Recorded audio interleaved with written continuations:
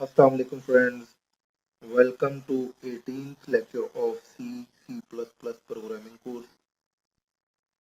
Friends हमने lecture 17 में do while loop study की थी और डू वाइल लूप में जो सिंटैक्स है इसका ये सामने आपको स्क्रीन पे डिस्प्ले हो रहा है। ये हमने स्टडी किया था। इसके बाद हमने डू वाइल लूप और वाइल लूप इनमें जो डिफरेंस है वो देखा था। तो जो मेजर डिफरेंस है वो ये है कि वाइल लूप में कंडीशन पहले टेस्ट होती है और बॉडी बाद में एग्जीक्यूट होती है, जबकि डू वाइल लूप में बॉडी पहले एग्जीक्यूट होती है और कंडीशन बाद में टेस्ट की जाती है। इसका मतलब ये है कि वाइल लूप में जो बॉडी है वो जीरो टाइम में एग्जीक्यूट हो सकती है। इट मीन्स कि ये पॉसिबिलिटी है कि फर्स्ट टाइम जो कंडीशन है वो फॉल्स हो और बॉडी एग्जीक्यूट ही ना हो, जबकि डू वाइल लूप में ऐसा नहीं है। Do while loop at least one time execute होती है even if condition is first time false।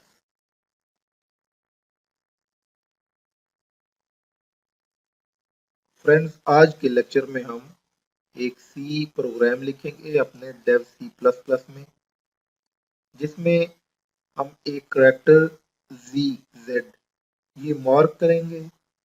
उसके बाद यूजर को हम कहेंगे कि वो गेस करे कौन सा करेक्टर मार्क हुआ है। उसको हम 5 ट्राइज देंगे। मीन के यूजर ए टू जी वो गेस करेगा और 5 ट्राइज होंगी। 5 ट्राइज में अगर उसने गेस कर लिया तो हम उसको बता देंगे कि आपने करेक्ट गेस किया है। अदरवाइज आफ्टर 5 ट्राइज हम उसे कह देंगे कि आपने 5 ट्राइज में जो करेक्ट करेक्टर है वो आपने गेस नहीं किया। तो इसके लिए हम अपने Dev C plus plus editor में चलते हैं। इसको हम ओपन करते हैं और Dev C plus plus editor open हो चुका है। इसमें हम as usual new file create करेंगे। न्यू फाइल में अभी प्रोग्राम को जो है वो आप देखें कि स्टार्ट टू एंड प्रोग्राम क्या कह रहा है जो हमने इधर राइट करना है। तो प्रोग्राम में एक तो ये है कि यूज़र को हमने कितनी ट्रॉइज देनी है। तो प्रोग्राम कहता है कि यूज़र को 5 ट्रॉइज देंगे, तो उसके लिए हम एक वेरिएबल डिक्लेयर करेंगे ट्रॉइज इन ट्रॉइज, और इसको यहाँ पे इनिशियलाइज भी कर देते हैं 0 से। ये ट्राइज जो है नंबर ऑफ ट्राइज ये इंक्रीज होती जाएंगी अप टू 5 तक। अगर 5 तक यूजर जो करेक्ट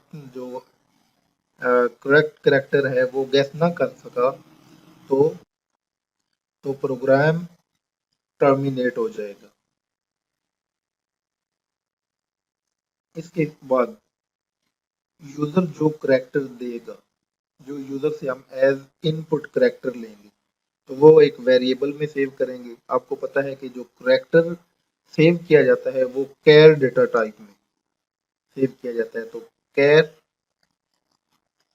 करेक्टर ये इसका हम नाम रख देते हैं और आ, ये हमने डिक्लेयर कर।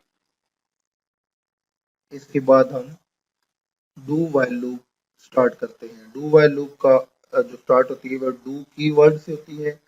इसके बाद कर्ली ब्रैकेट और कर्ली ब्रैकेट के बाद वाइल पैरेंथेसिस। पैरेंथेसिस के अंदर हम कंडीशन लिखते हैं और एंड पे सेमीकोलन। ये सिंटैक्स है डू वाइल लूप का। अभी डू के अंदर हमने सबसे पहले जो यूजर है जिसे हमने इनपुट करेक्टर लेना है उसको हम प्रॉम्प्ट करेंगे। उसे हम कहेंगे कि प्लीज एंटर करेक्टर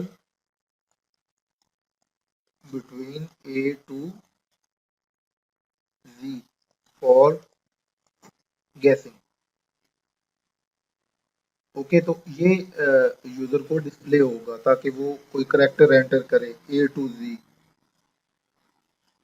जो करेक्टर वो एंटर करेगा उसको हम, क्योंकि वो CN में आ जाता है तो CN से हम उसको करेक्टर वेरिएबल जो हमारा कैर करेक्टर इसका नाम है, कैर टाइप है, डेटा टाइप, हम इसमें सेव कर लेंगे। नेक्स्ट मूव करते हैं। अभी डेफिनेटली हमने यहाँ पे चेक करना है कि यूजर ने जो करेक्टर एंटर किया है वो Z है या कोई और है। तो यहाँ पे हम वो चेक करने के लिए इफ स्टेटमेंट लिखते हैं। इफ की जो कंडीशन है वो हम ये चेक करते हैं कि करेक्टर मीन के जो करेक्टर यूजर ने एंटर किया है, character is equal to Z। Okay, इसके बाद इसकी बॉडी में आते हैं, करली ब्रैकेट के अंदर ये Z जो है इसकी सराउंडिंग में सिंगल कोट है। ये मैंने आपको पहले भी एक ट्यूटोरियल में बताया था कि जो करेक्टर है, जो कैर डेटा टाइप है, इसमें जो भी हम वैल्यू एज अ इनपुट डालते हैं उसकी सराउंडिंग में ये सिंगल कोट होता है। तो डेफिनेटली जब इसको हम कंपेयर करेंगे इस Z से तो इसकी भी सराउंडिंग में ये सिंगल करेक्टर हो, सिंगल कोट होगा। ओके, तो यहाँ पे हम कंपैरिजन कर रहे हैं कि अगर जो यूजर ने करेक्टर एंटर किया है वो Z है, Z है, तो हम उसको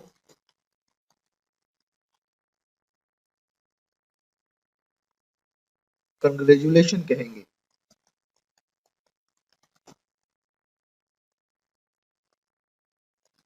you have guessed the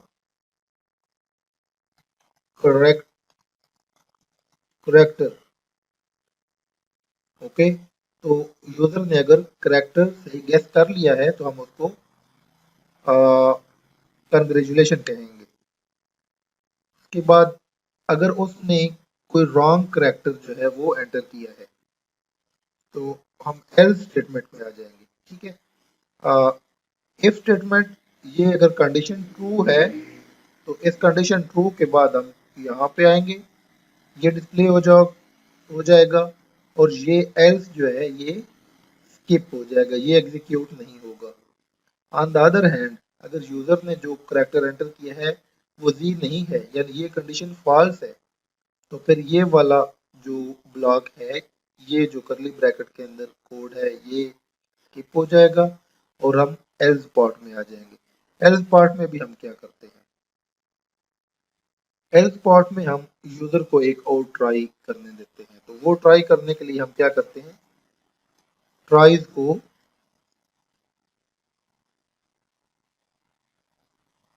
plus plus करते हैं।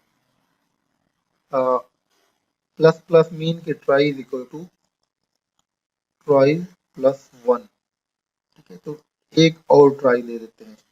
ट्राइज प्लस वन का क्या मतलब है कि ऑलरेडी ट्राइज हमारा 0 है, तो इसमें प्लस वन हमने किया तो ये टोटल एक्सप्रेशन का रिजल्ट क्या है, 1।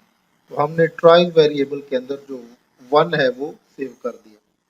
ओके, अभी जो कंडीशन है व्हाइल की, इस कंडीशन में हम क्या लिखते हैं, इसमें हम ये कहते हैं कि जब तक ट्राइज इज लेस देन और इक्वल टू 5।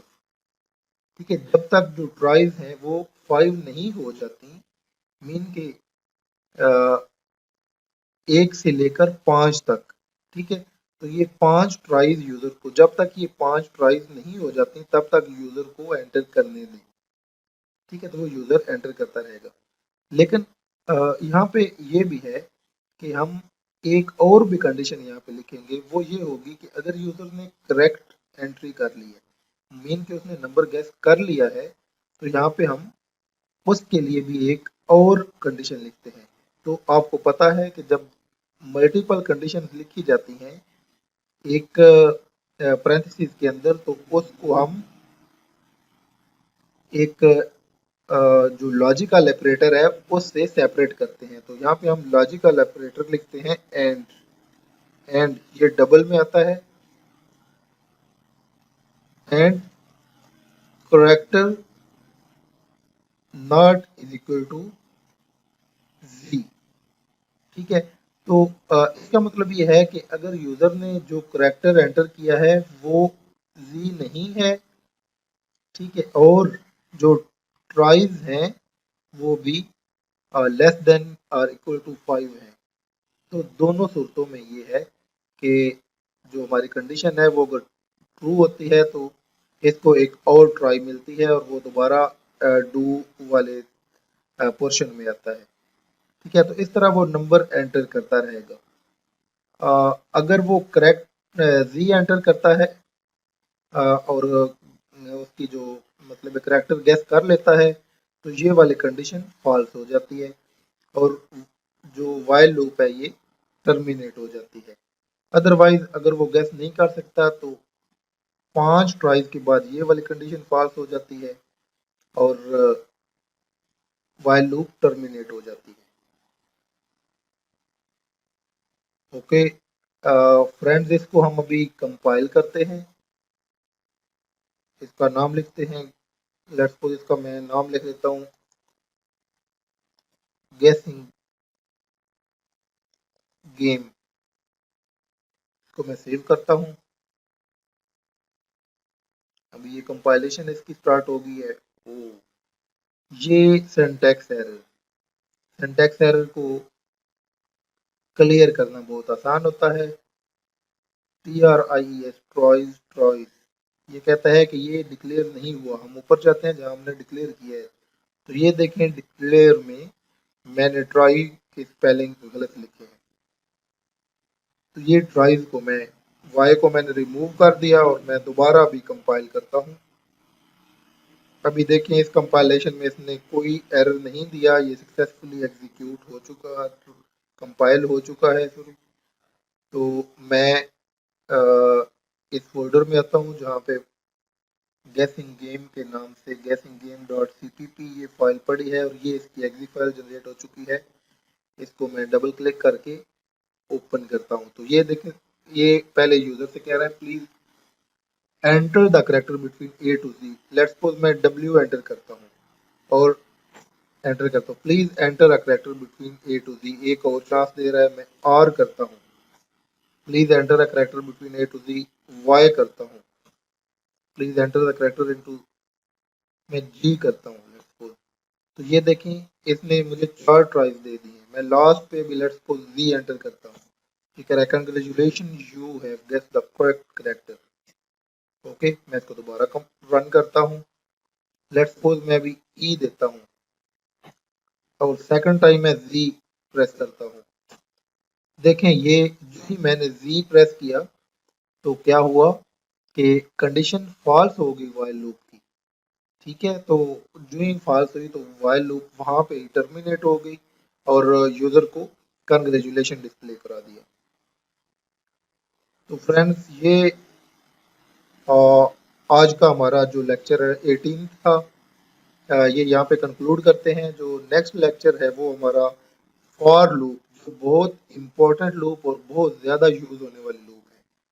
ठीक है, तो फॉर लूप के बारे में हम स्टडी करें।